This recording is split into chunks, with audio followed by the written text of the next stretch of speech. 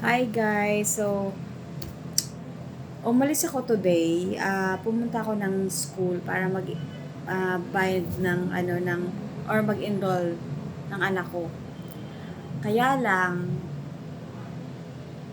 pagbalik ko, ang plano ko dapat pupunta sa grocery. Ang nangyari, sabi ko diretso na lang ako sa bahay kasi nga niisip ko may works pala si Jowa, may meeting. So, alas 6 yung niya, yung dinner time. And then sabi ko, sige, uwi na lang ako kasi para makapag-prepare ako ng mas maaga. At naalala ko pa yung ibibake ko na tinapay tsaka pizza. Sabi ko, paano kaya aabot ba ako sa oras na yun? Na syempre magmamasahe ka pa noon, ipo-pour mo pa yung yung bread na paoblong, yung tinapay, pa sourdough, and then yung pizza, syempre mamasahe mo pa yon. So, nagmamadali talaga ako kasi nagagahol ako sa oras. Ang dami kong gagawin. And then, parang nawawalan nga akong ganang ituloy yung pizza. Kasi iba trabaho. Loko nila ako kasi sabi ni Jowa, o baka gumawa ka na naman ng makapal na pizza. Sabi ko, okay, tingnan nyo na lang. And then, nung luto na, yung pizza, agawan, naubos. So, tingnan nyo, binubuli nila ako na makapal daw yung pizza pero thin crust yung ginawa ko. Ang sinahog ko lang doon, dalawa kasing pizza na ginawa ko, nasa small size lang. Yung isa nasa medium size. So, pa-square siya yung isa. Tapos yung isa pabilog. Yung pabilog kay Jowa lang yun. Yung square sa anak ko. Ang doon sa anak ko, nilagyan ko lang siya ng tomato sauce, and cheese, and garlic, and onion. Ayun ang nilagay ko. Tapos sinalang ko. Nauna yung medium size. And then after that, yung sa Jowa ko na nilagyan ko siya ng minced meat.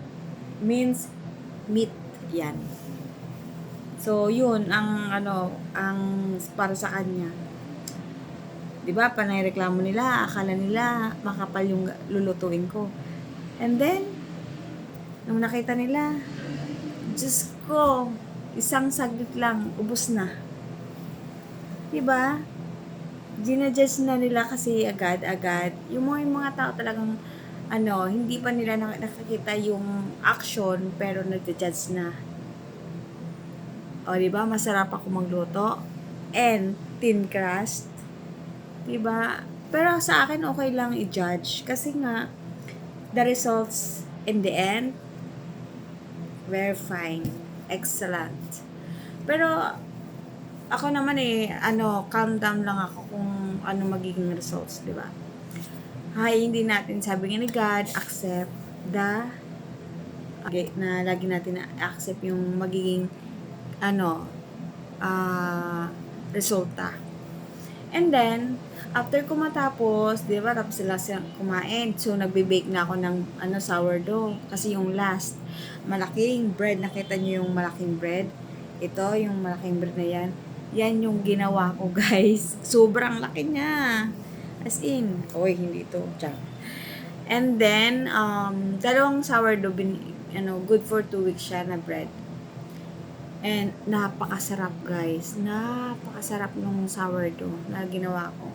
Ibang-iba sa mga sourdough na binebenta talaga sa labas. Pag sa bahay talaga gagawa ka, guys, doon mo marirealize na magaling kang gumawa. The best ka kaysa sa kanila. Kasi ang ibang measurement ng mga ingredients. Iba pag sa bahay, di ba?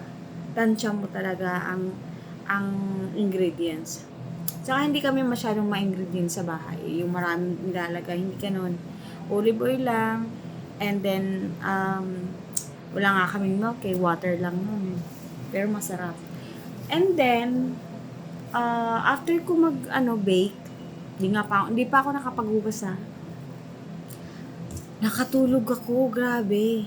Sa sobrang pagod ko talaga na pagbe-bake ko. Nakatulog ako, yung phone ko naka-on.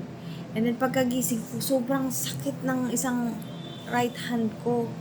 Hindi ko talaga maigalaw at hindi ko maitaas. Buti nga ngayon, maitaas ko na. Kanina talaga hindi ko siya kayang itaas. Akala ko namamaga kasi bakit sabi ko ang sakit, sobrang painful. And then, sabi ko, ay, naalala ko, pala ako dun, labas-pasok ko dun sa oven kasi malakas yung, init. Siguro dun to nangyari na sobrang sakit. Buti ka mo, hindi pa ako naghugas ng mga ginamit ko, guys. And then, pero, ang sarap ng tulog ko. Dahil nga sa sobrang pagod, parang wala na ako sa pakiramdam. Yung pagkagising ko lang talaga, na sakit talaga ako sa aking arm. Pero naging masarap yung tulog ko kasi after nung pag-bake ko, after na mag-bake ako, biglang bumuhos ang ulan. Sarap. 'Di ba syempre, kapag bumuhos ang ulan, medyo malamig. So, my God, ang sarap matulog ng umuulan. Okay lang umulan sa gabi, di ba guys? Huwag lang sa umaga kasi syempre maraming galing sa work, uuwi, malalayo. Huwag naman mabasa, madaanan ng baha, di ba? Ang hiktik na pagpa-uwi. So, okay lang umulan sa gabi, at least nakauwi na yung mga tao. Huwag lang sa umaga kasi nakawawa yung mga estudyante, yung mga nag-work, di ba? So, ito na nga guys. So, mas masarap talaga matulog pag umuulan. Kahit di ka mag-aircon, sarap talaga. Ang lamig. Hi guys, thank you for watching and listening to this video.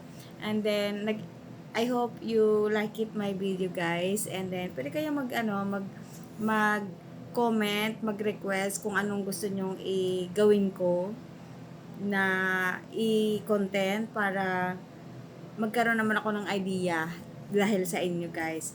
And then, nag-enjoy talaga ako mag-bake at this time. And then, naghahanap pa nga ako ng ibang mga ideas pa na need ko na matutunan. Totally guys, wala akong idea sa baking. Pero natuto po ako since pandemic.